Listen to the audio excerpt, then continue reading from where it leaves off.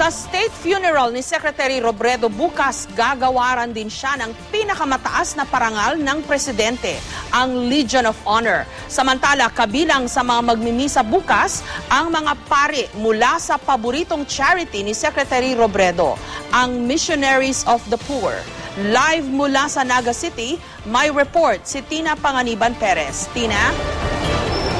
Jessica, katatapos lang ng misa dito sa Basilica Minore de Nuestra Señora de Peña, Francia, na pinangunahan ni Father Mariano Clarence at sponsored ng Our Lady of Fatima at ng Filipino-Chinese Catholic Community ng Naga. Ito na nga ang huling gabi ng lamay para kay DILG Secretary Jesse Robredo at ang Basilica, pati na ang labas nito, punong-puno ng mga taong gustong makita siya sa huling pagkakataon.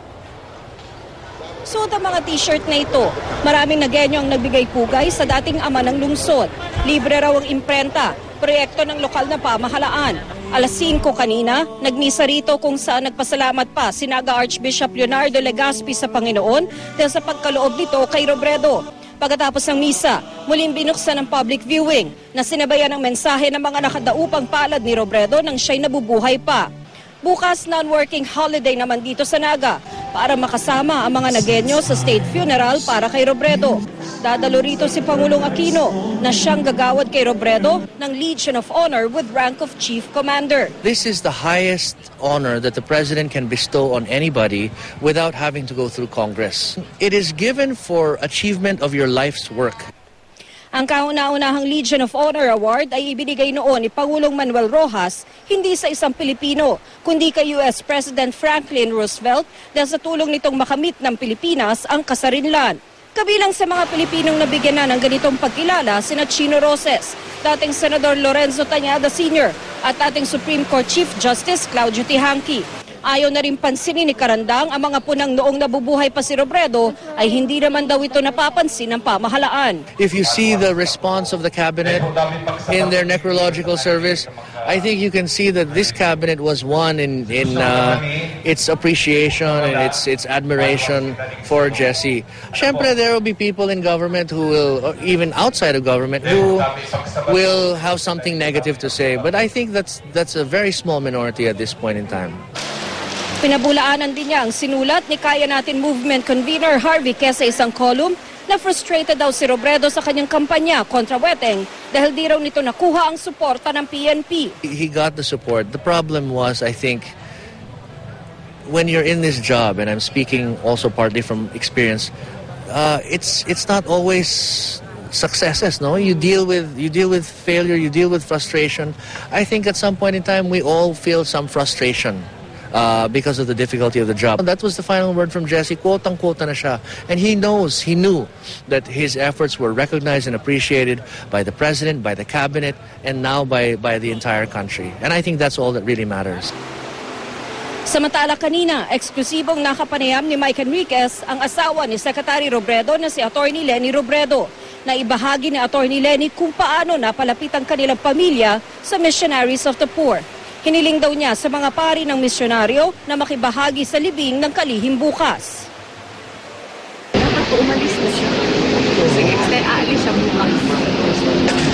Ano po yun talaga yung epitome ng living for the poor. Yan po yung mahal sa charity. Yun kami nag-exist sa kanila every year. Jessica, magpapatuloy ang public viewing dito sa Basilica hanggang alas 8 ng umaga bukas. Dito na rin sa Basilica gagawin ang posthumous conferment ng Legion of Honor with rank of Chief Commander kay Robredo na susundan naman ng eulogy ng Pangulo. Pagkatapos bigyan si Robredo ng departure honors dito, imamarcha ang kanyang labi sa Funeraria Imperial para i-cremate.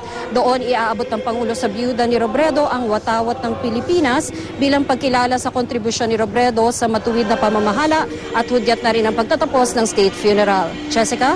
Tina, anong oras ang seremonyas bukas?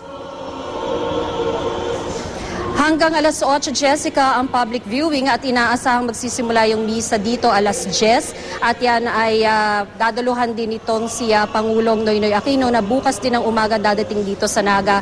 Pagkatapos ng misa at ng posthumous conferment ng pagpugay dito kay Secretary Robredo ay saka naman siya ike-cremate sa Funeraria Imperial. So mga 12 noon yung cremation, tama ba, Tina? Inaasahang darating ang labi ni Secretary Robredo sa Funeraria Imperial mga bandang alas 11 ng umaga bukas, Jessica. Okay. And then, yung paggawad ng Legion of Honor dyan sa Basilica gagawin? Oo, dito sa Basilica gagawin, Jessica. Okay. Alam ko, isa sa mga hindi pa napagpapasyahan ng pamilya Robredo ay kung ilalagak na agad doon sa kung saan man, kung sa sementeryo o sa simbahan yung kanyang ashes, di ba? Kasi parang meron yatang wish pa yung kanyang pamilya na iuwi muna yung ashes. Tama ba?